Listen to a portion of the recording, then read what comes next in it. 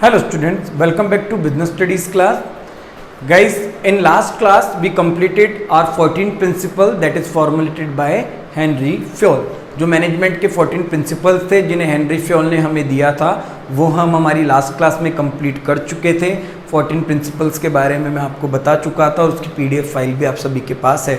आज chapter number 3 का business studies में हम एक नया टॉपिक शुरू करने वाले हैं जिसका नाम है टेक्निक्स ऑफ मैनेजमेंट, यानी एक ऑर्गेनाइजेशन में मैनेजमेंट करने की कुछ टेक्निक्स हैं, कुछ मॉडर्न टेक्निक्स आप ऐसा कह लीजिए, कुछ नए तरीके हैं। उन नए तरीकों के बारे में हम डिस्कस करेंगे। एक्चुअल में क्या है, 20वीं सेंचुरी से पहले की बात करें तो जो मैनेजमेंट है उसको करने के तरीके ट्रेडिशनल थे, यानी ट्रेडिशनल वेज के अंदर ही आपका मैनेजमेंट हो रहा था। जो परंपरागत चलते आ रहे थे तरीके उन्हीं को हम फॉलो कर रहे थे और कोई मैनेजर फॉलो कर रहा था, ये सब चीज़ें थी। मगर बाद में क्या हुआ, 20वीं सेंचुरी आई, नए नए फिलोसफर आए, नए नए थ्योरिस्ट आए, उन्होंने मैनेजमेंट करने की नई टेक्निक्स को भी डेवलप कर दिया और हमें उन मॉडर्न टेक्निक्स को ही आज डिस्कस करना है। हमारी जो क्लासेस होने वाली हैं वो टेक्निक्स ऑफ मैनेजमेंट पे डिस्कस होगी और उनमें हम मैनेजमेंट की मॉडर्न टेक्निक्स को डिस्कस करेंगे। हमारे सिलेबस में मैनेजमेंट की हमें 3 टेक्निक्स दी हुई है, एक का नाम है MBO, एक का नाम है MBE और एक का नाम है MBS।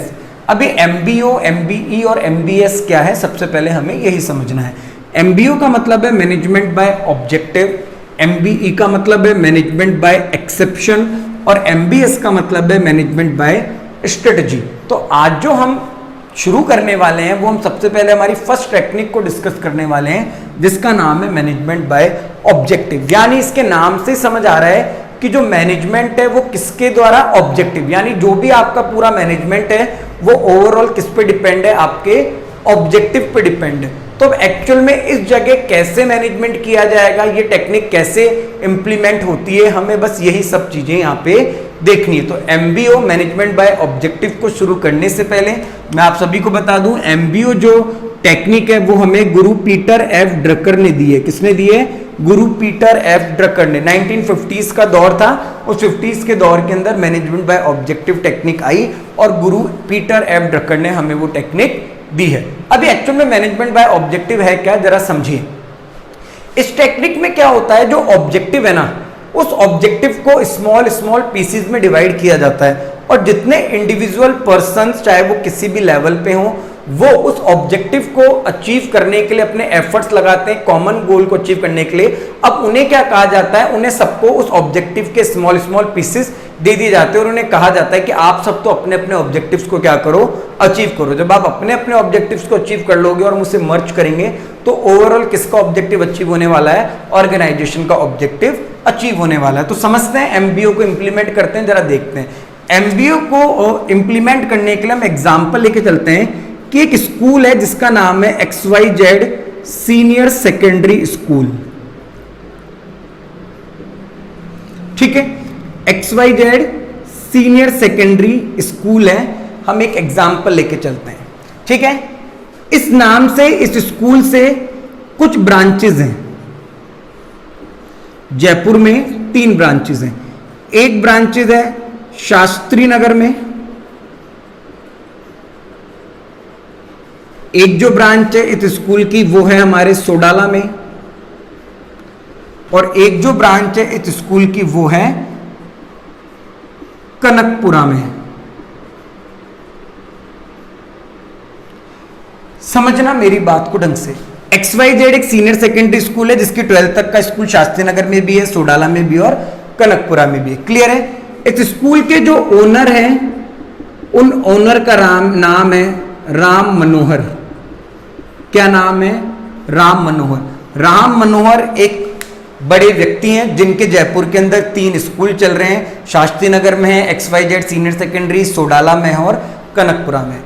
अब जब तीनों जगह 3 ब्रांच है तो तीनों जगह तीनों स्कूलों के अंदर 3 प्रिंसिपल होंगे, प्रिंसिपल 1, प्रिंसिपल 2 और प्रिंसिपल 3। तीनों स्कूलों के 3 प्रिंसिपल होंगे। सबसे पहले हम बात करते हैं राम मनोहर जी के ऑब्जेक्टिव की। राम मनोहर जी ने ये स्कूल जब शुरू किए हैं, 3 ब्रांच शुरू किए, तो उन तीनों ब्रांचेस के पीछे राम मनोहर जी का ऑब्जेक्टिव क्या है? आप सभी एकदम से बोलेंगे सर प्रॉफिट, सीधी सी बात है प्रॉफिट तो है ही, प्लस राम मनोहर जी का है कि रिजल्ट। यार मेरे स्कूल से मेरिट वाला रिजल्ट आना चाहिए, बच्चे मेरिट में आने चाहिए, टॉप में आने चाहिए, जिले में राजस्थान में वो टॉप आने चाहिए मेरे स्कूल के बच्चे। ये ऑब्जेक्टिव्स हैं राम मनोहर जी के। क्लियर है?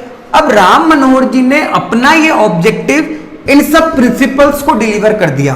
प्रिंसिपल P1 का ऑब्जेक्टिव है कि जो मेरिट है वो कौन से स्कूल से है? शास्त्री नगर से। प्रिंसिपल P2 क्या चाहता है कि जो मेरिट है वो कौन से स्कूल से आए? सोडाला से। और प्रिंसिपल P3 क्या चाहता है कि जो मेरिट है वो कौन से स्कूल से आए? कनकपुरा वाले स्कूल से आए। यानी अब जो राम मनोहर जी जो एफर्ट लगाएंगे वो ओवरऑल किसी भी स्कूल में से मेरिट आनी चाहिए। अब जो शास्त्री नगर वाले प्रिंसिपल है P1 वो ये कोशिश करेंगे कि उनके स्कूल से मेरिट आए, सोडाला वाले प्रिंसिपल कोशिश करेंगे उनके स्कूल से मेरिट आए, कनकपुरा वाले जो प्रिंसिपल है वो ये कोशिश करेंगे कि उनके स्कूल से मेरिट आए। अरे भाई तीनों स्कूल में से किसी भी स्कूल से मेरिट आए उसका ओवरऑल प्रॉफिट किसको पहुंचने वाला है? राम मनोहर जी को पहुंचने वाला है। ध्यान देना, उस ऑब्जेक्टिव्स को हम डिवाइड करते जा रहे हैं अलग अलग लेवल पे। क्लियर है? अब बात करते हैं यहाँ पे, यहाँ 12th स्टैंडर्ड है, 12th स्टैंडर्ड का एग्जाम्पल लेते हैं। अब 12th स्टैंडर्ड में कॉमर्स भी है, साइंस भी और आर्ट्स भी है। 12th स्टैंडर्ड में कॉमर्स भी है, साइंस भी और आर्ट्स भी है। फिर 12th स्टैंडर्ड में कॉमर्स है, साइंस है और आर्ट्स है। अब इन प्रिंसिपल्स ने इस ऑब्जेक्टिव को अपने नीचे डिलीवर कर दिया। आर्ट्स में जो क्लास टीचर है, जो फैकल्टी है, उन्हें कह दिया कि सर आर्ट्स से हमें मेरिट चाहिए। साइंस वालों को कह दिया हमें मेरिट चाहिए, कॉमर्स वालों को कह दिया हमें मेरिट चाहिए। इन दोनों स्कूलों में भी ऐसा ही हुआ, प्रिंसिपल ने अपना ऑब्जेक्टिव नीचे ट्रांसफर कर दिया। क्लियर है? अब कॉमर्स वाली जितनी भी फैकल्टी है, जैसे कि मैं कॉमर्स की फैकल्टी हूं, लेट अस अज्यूम मेरे को मान लो, अंशु सर को मान लो, अब हम सब क्या हुआ? अब हम सब लग गए क्या कॉमर्स में से मेरिट आनी चाहिए, कॉमर्स में से मेरिट आनी चाहिए, बस साइंस आर्ट्स वाले साइंस में लग गए, आर्ट्स वाली फैकल्टी आर्ट्स में लग गई कि बस ओवरऑल क्या आना चाहिए? मेरिट आना चाहिए। तो अब हमारे लिए भी हम लोअर लेवल पे काम कर रहे हैं। देखो ऑर्गेनाइजेशन के लेवल बताए थे, टॉप, मिडिल और लोअर। तो ये जो राम मनोहर जी टॉप लेवल पे हैं, प्रिंसिपल मिडिल लेवल पे, और जो हम टीचर्स हैं जो सब्जेक्ट वाइज टीचर ले रहे हैं वो सब हम लोअर मैनेजमेंट पे। अब हम लोग हमारे ऑब्जेक्टिव में लग गए। देवेश सर लग गए कि आईपी और बीएसटी में अच्छे नंबर आने चाहिए, 100 आउट ऑफ 100 आना चाहिए। अंशु सर लग गए अकाउंटेंसी में आना चाहिए। ठीक है, तो सब अपने अपने ऑब्जेक्टिव्स को अचीव करने में लग गए।